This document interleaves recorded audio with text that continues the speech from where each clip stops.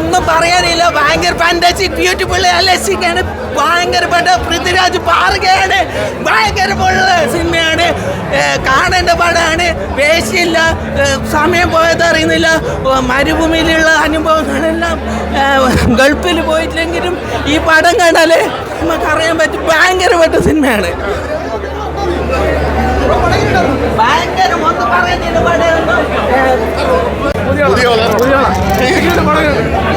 പടം എന്ന് പറഞ്ഞാൽ ദൃശ്യവിസ്മയം നമ്മൾ കണ്ടിട്ടില്ല. അതുപോലത്തെ ദൃശ്യവിസ്മയം നമ്മൾ കാണാൻ പോകുന്നത്. അത് ഒരു കാരണവശാലും മിസ്സാക്കരുത്. തകർത്ത് എല്ലാ പെർഫോമൻസ് വൈസ് എനിക്കൊന്നും പൃഥ്വിരാജിൻ്റെയൊക്കെ റേഞ്ച് നമ്മൾ ഇത്ര വർഷം കഴിഞ്ഞ് ഇതുപോലെ റേഞ്ച് കാണുമോ? പടം ഗംഭീരം എന്ന് പറയുള്ളൂ. അടിപൊളി. ഓസ്കാറാണ്. ഓസ്കാർ ഉറപ്പായിട്ട് എല്ലാവരും പ്രൊമോട്ട് ചെയ്യണം. എന്ന് വെച്ചാൽ സർക്കാരും എല്ലാം പ്രൊമോട്ട് ചെയ്ത് തീർച്ചയായിട്ടും ഇത് പ്രൊമോട്ട് ചെയ്ത് ഓസ്കാറിനെ കൊണ്ടുപോകണം. ഒരു ഓസ്കാർ പടമാണ് കേട്ടോ. Super. Aadujeevitham is truly EPIC. നമ്മൾ തിയേറ്ററിൽ കാണുമ്പോൾ പുറത്തേക്ക് ഇറങ്ങുമ്പോൾ കണ്ണ് നിറയും. ഉറപ്പാ കയ്യിലൊരു കുപ്പി കരുതിക്കും. കാരണം ദാഹിച്ചു പോവും അത് കാണുമ്പോൾ. ഒരുപാട് പേരെ പറ്റി പറയാനുണ്ട്. ബ്ലസ്സി 16 വർഷത്തെ പുള്ള കാത്തിരിപ്പ് വെറുതെ ആയില്ല. പൃഥ്വിരാജിൻ്റെ കരിയർ ബെസ്റ്റ് പെർഫോമൻസ് ആണ്. നാഷണൽ അവാർഡൊക്കെ ഇസ് ഫോർ ഷുവർ. ബട്ട് എനിക്ക് തോന്നുന്നു നമ്മുടെ കേരളത്തിൽ നിന്ന് ആദ്യമായിട്ട് ഓസ്കാറിന് പോകാൻ ഒരു ട്രൂലി വേർത്തി മൂവിയാണ്. എപ്പിക് മൂവിയാണ്. നജീബിൻ്റെ ജീവിതം ഇത്ര റിയലായിട്ട് ആൻഡ് പൃഥ്വിരാജ് എല്ലായിടത്തും ഹാൻഡ്സ് ഓഫ്. എന്താ പറഞ്ഞതറിയില്ല. വല്ലാത്തൊരു എക്സ്പീരിയൻസ് ആയിരുന്നു. Must theatre watch. ഇപ്പോഴൊന്നും പറയില്ല. സൂപ്പറായിരുന്നു മോനെ. നല്ല സൂപ്പർ പടമായിരുന്നു. പൃഥ്വിരാജിന് ഒരു ഓസ്കാർ ലെവൽ വരെ കിട്ടും. നല്ല പടമായിരുന്നു. നജീബിനെ ഇതൊക്കെ എന്നാ നജീബ് അനുഭവിച്ച ആ ദുരിതങ്ങൾ നജീബിന് പെർഫെക്റ്റ്. പിന്നെ നേരത്തെ തന്നെ വായിച്ചിട്ടുണ്ട്. അതിനകത്ത് എഴുതിയ പോലെ കുറേയൊക്കെ അതിനകത്ത് എഴുതിയ പോലെ തന്നെ വന്നേക്കുന്നു. കുറേ വ്യത്യാസം വന്നിട്ടുണ്ട്. എന്നാലും പൃഥ്വിരാജിന് സൂപ്പർ. ഒരു കയ്യടി തന്നെ കൊടുക്കുന്നു. ഗംഭീരമായിട്ട് ഉള്ള എല്ലാ ഹൈപ്പിനും വേർത്തായിട്ടുള്ള പടം. Second half is super. Prithviraj പറഞ്ഞ് കലകി വേറെ ലെവൽ. നമുക്ക് വേണമെങ്കിൽ ഓസ്കാറും നാഷണൽ അവാർഡൊക്കെ ഷുവർ അതൊക്കെ പ്രതീക്ഷ. അത് കിട്ടട്ടെ എന്ന് നമുക്ക് പ്രാർത്ഥിക്കാം. Movie is excellent. Emotionally connected. നമ്മുടെയൊക്കെ കുടുംബത്തിലൊക്കെ ആരെങ്കിലുമൊക്കെ ജീവിതകഥയാണ്. It's well done. ബ്ലസ്സിയുടെ 16 വർഷത്തെ പ്രയത്നം മോശമായിട്ടില്ല.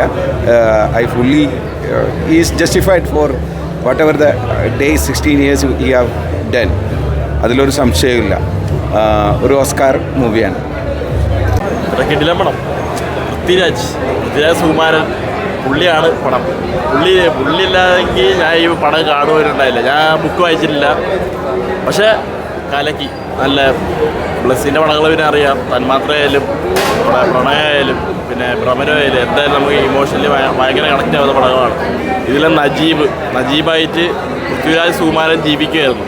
അങ്ങനെ തന്നെ പറയണം. ഉണ്ട്.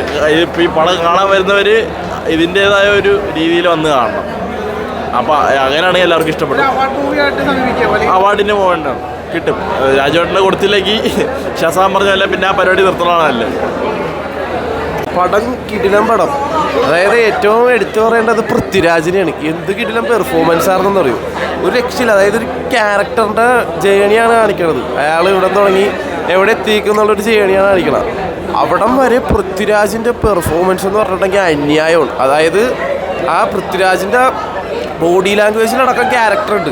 വോയിസ് മോഡുലേഷനും ഡയലോഗ് ഡെലിവറിയും ഇതിനുവേണ്ടി പൃഥ്വിരാജ് നടത്തിയ ഗെറ്റപ്പ് ചേഞ്ച്. അതായത് മെലിഞ്ഞ് ആകെ താടിയൊക്കെ വളർത്തി ഇതൊരു നെയ്ക്ഡായിട്ടുള്ളൊരു സീൻ കാണിക്കുന്നുണ്ട്.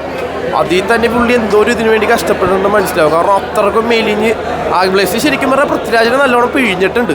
കിടിലം പെർഫോമൻസ്. അതായത് നമുക്ക് ഒരു സ്ഥലത്തോലും പൃഥ്വിരാജിനെ കാണാൻ പറ്റില്ല. ക്യാരക്ടറെ തന്നെ കാണാൻ പറ്റുള്ളൂ. കാരണം ക്യാരക്ടറായി മൊത്തത്തിൽ മാറിക്കഴിഞ്ഞേക്കുക. പൃഥ്വിരാജിൻ്റെ കരിയർ ബെസ്റ്റ് പെർഫോമൻസ് ആണ്. അതായത് കരിയർ ബെസ്റ്റ് പെർഫോമൻസ് ആണ് പൃഥ്വിരാജിൻ്റെ. അത്രക്കും കിഴിലായിട്ടാണ് പുള്ളി ചെയ്തേക്കണം.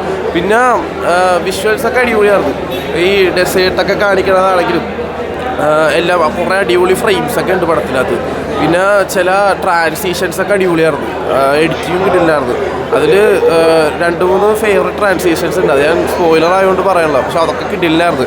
പിന്നെ ബാക്കി വന്ന ആൾക്കാരും അടിപൊളിയായിരുന്നു. മലയാളപ്പോളൊക്കെ കുറച്ചുള്ളൂ. പിന്നെ AR റഹ്മാൻ്റെ സ്കോറിങ് അടിപൊളിയായിരുന്നു. അതായത് സിനിമയും സ്കോറും ബ്ലെൻഡായാണ് പോകുന്നത്. അതായത് എങ്ങും കൂടി നിന്നിട്ടില്ല, കുറഞ്ഞു നിന്നിട്ടില്ല, രണ്ടും ബ്ലെൻഡായ പോണത്. പാട്ടുകളും അടിപൊളിയായിരുന്നു. മറ്റേ പെരിയോനെ റഹ്മാനെയൊക്കെ തിയേറ്ററിൽ കേൾക്കാൻ അടിപൊളിയായിരുന്നു. പിന്നെ ഇതിൻ്റെ സൗണ്ട് മിക്സിങ്ങും ആ മരുഭൂമിയിൽ മറ്റേ ആ കാറ്റിൻ്റെ ഇതെല്ലാം അടിപൊളിയായിട്ട് തന്നെ സൗണ്ട് ഡിസൈൻ ചെയ്ത് വെച്ചിട്ടുണ്ട്. കിടിലാണ്. പൃഥ്വിരാജ് തകർത്തിട്ടുണ്ട്. ഓസ്കാർ എന്തായാലും അവാർഡ് വിന്നിങ് പെർഫോമൻസ് ആണ്. അതായത് അത്രക്കും ചെയ്തിട്ടുണ്ട്. ഈ റോളിന് വേറെ ആർക്കും ചെയ്യാൻ പറ്റൂല. പൃഥ്വിരാജിനല്ലാണ്ട് ഈ റോളിന് വേറെ ആർക്കും ചെയ്യാൻ പറ്റില്ല. കാരണം അത്രക്കും കിടിലായിട്ട് പുള്ളി അത് ചെയ്തിട്ടുണ്ട്. One of the finest characters in Prithviraj career. അത്രക്കും കിടിലാണ്. പുള്ളിയുടെ പെർഫോമൻസ് കാണാൻ വേണ്ടി തന്നെ കാണാം. പിന്നെ സ്ലോ ബേണാണ്. തുടക്കം ഒരു ലാഗ് ഉണ്ട്. എന്താണെന്ന് വെച്ചാൽ മറ്റേ മടുപ്പിക്കുന്ന ലാഗല്ല, പ്ലോട്ടൊന്ന് സെറ്റ് ചെയ്യാനുള്ള ലാഗാണ്. അത് കഴിഞ്ഞാൽ പിന്നെ സ്റ്റഡിയാണ് പടം. കിടിലനാണ്. എല്ലാവരും വന്ന് കാണുക. പൃഥ്വിരാജിൻ്റെ പെർഫോമൻസ് വേണ്ടി എല്ലാവരും വന്ന് കാണുക.